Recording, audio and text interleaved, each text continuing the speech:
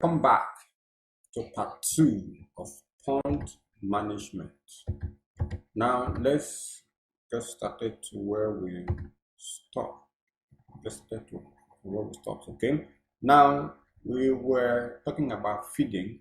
So I've told you what you need to know about feeding in part 1, and I told you that I'm going to teach you how to make your own feeds. Okay. If you do not have the equipment, you can still buy from farmers. Okay. Now let's go to the next one: pond maintenance.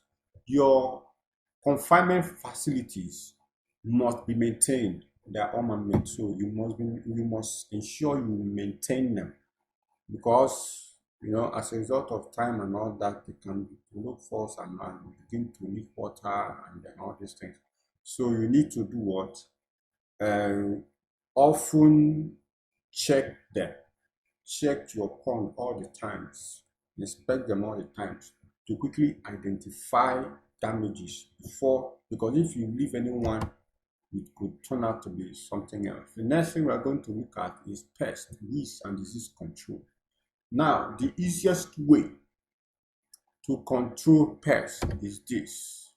Can you see this? This is a a concrete tank covered with a framework of wood and net of small mesh. There's no way snakes or birds can take your fishes away. No way, they can't.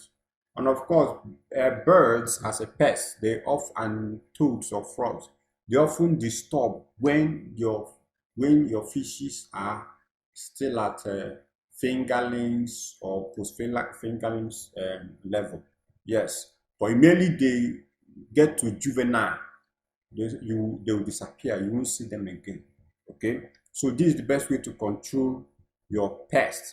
Now, weeds, of course, you should be weeding around, because the roots of these weeds can crack the foundation or your pond, walls of your pond or the walls of your concrete tank.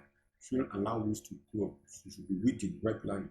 And then the best way to control disease is by regular changing of your water. Regular changing of your water. Once you are regularly changing your water, there will be no issue of diseases at all. Sometimes you see one red spot on the mouth of the fish, or you see lacerations, white markings on the body of your fish. It has a fish disease. We don't want them at all, because it will lead to mortality, and it's very terrible to control when there is a disease, infection in your pond. Very, very hard to control. So, but if you are regularly changing your water and sanitizing your pond at least every 3 days, it's hard to do, but if you can do this, you'll be very, very happy.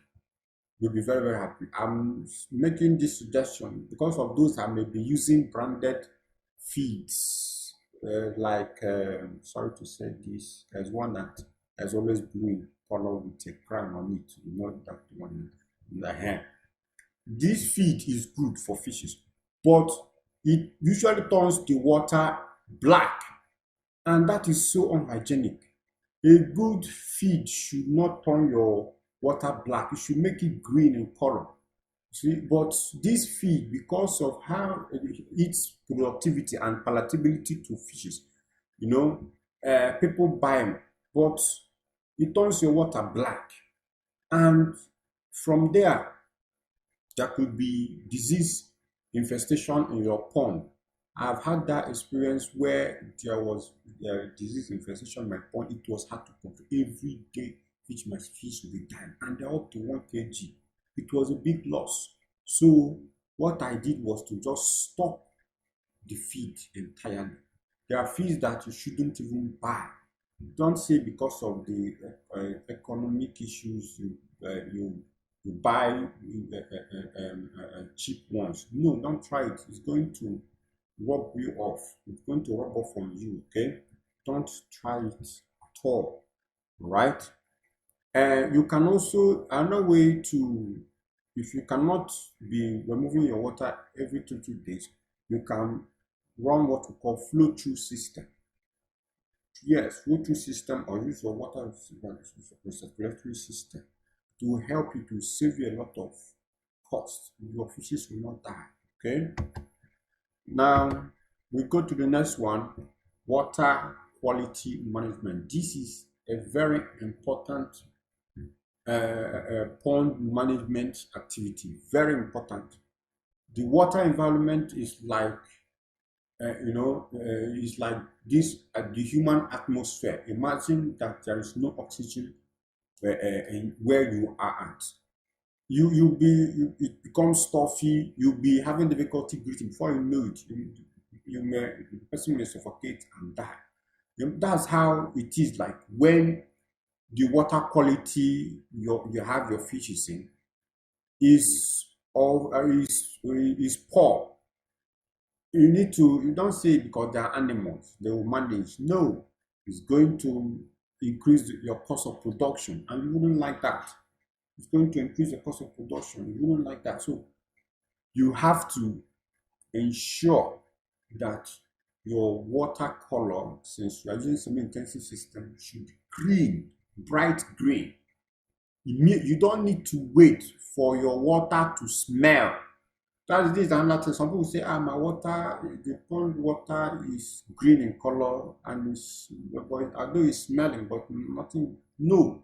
Once your water begins to smell, for the sake of environmental sustainability and for the hygiene of those in your residence in the residential area where you have your fish, please change that water.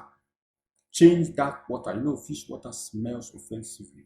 So please change it. Now, in case you want your farm, you want to situate it where people are living, make sure that every night around 1 p.m. you flush out that water. Don't do it during the day, because the smell of the water when it gets to the gutter or the trench is going to pervade everywhere, pervade the whole community, and people begin to complain.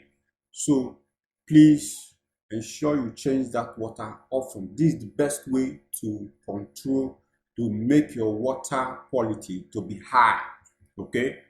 There are some big farms that have water testing kits, but as a starter or a beginner, you don't need that now.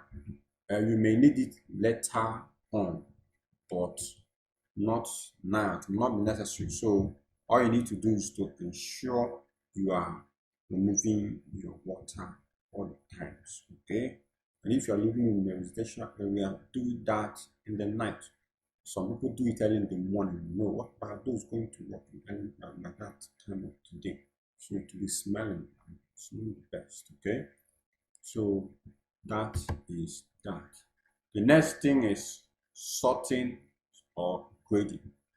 I will dwell on this topic or on this subtopic in the next episode. Okay, that's in part 3. Thank you very much.